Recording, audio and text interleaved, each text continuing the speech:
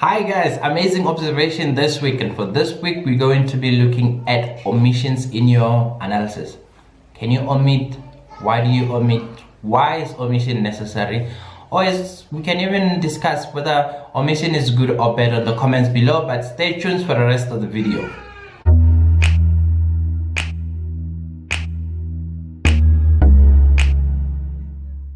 Welcome back to the channel. My name is December Matsiatsi, and thank you for choosing this channel. This week we are discussing omissions in your analysis.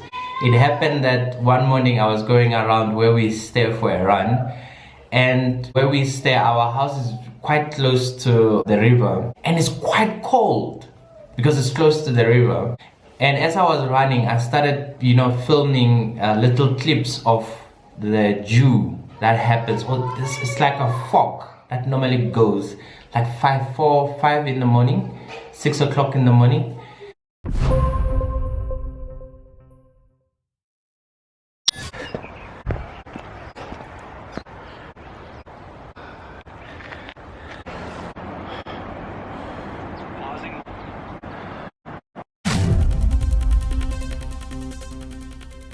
And then later on you would, because there's that foggy thing that goes, you'll find this juice settling on the crust. And because it's on a hilly type of a thing, when you go to the houses that are on top of the hill close to the main road, as you are running around, it's a bit warmer there. But down here close to the river, it's very, very cold. And it got me thinking, when a property consultant comes to show you properties, things like your electricity bill becomes the less of their worry, because they are quick to tell you about the good things, which is like you'll get a view of the river, which is beautiful. And then they forget to maybe tell you that that view of the river comes with the fact that it might be cold, like very, very cold in winter. But in summer, you get the benefit because it becomes nice and cooler. And when you sit in your patio, it just becomes nice and cooler. And then I thought, that is the same conundrum that we face as analysts. You prepare the reports and then you send them out. But within your reports, there are certain omissions that you take out. Just for an instance, you send out a report, and in a report, you know that you did not use data source from one side, you used another data source, but you're omitting to declare where your data source is coming from, or you omit to declare that there are certain assumptions that you've created in your report. Those are like the horrible omissions that I can talk about. Nobody would like to see those omissions, because those omissions affect their decision making. But omissions that can create confusion for the user, like say for instance, which will be something like the definition of what one thing is. It's an omission that you are assuming that your reader or your report reader already knows about that thing. So you're omitting all of those. Going back to the property problem, the property consultant thought that I already know that staying close to the river would mean that your electricity bill might be a bit higher because of the heating that's involved. But in summer, your cooling bill will be lower because you're close to the river. Another thing is, when the property people talk about the Green Star rated buildings, what they fail to tell you is that they are recycling grey water, or they're using water from the river to water your garden.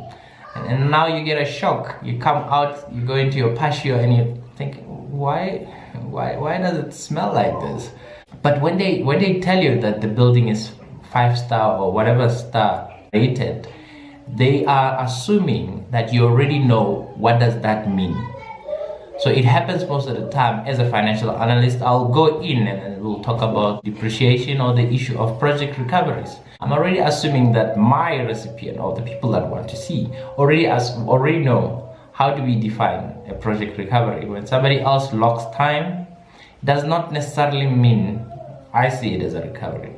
When you lock time and blah, blah, blah, blah, then you become a recovery. But I don't have to always, take it out there, because I'm assuming you already know about that. Same as typical examples with the property guys. They're already assuming that you already know about the recycling of the water.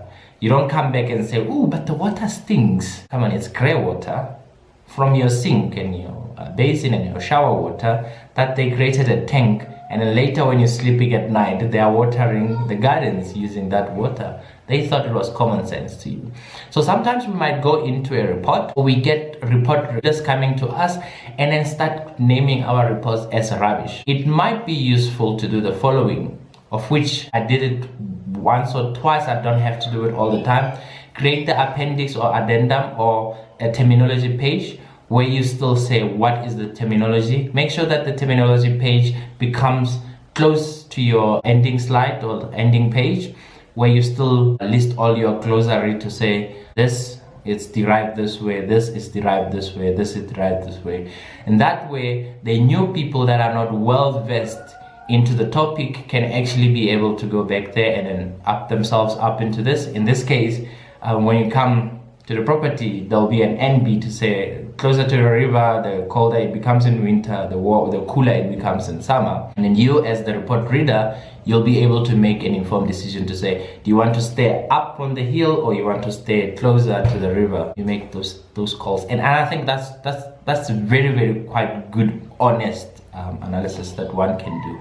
I find that useful. I'm hoping that your report readers will find it useful. If you haven't subscribed, please click the subscribe button and click that bell. I will keep you updated when new videos come out. I'm already on other social media platforms. Please follow us if you already do. Thank you very much. Until next time.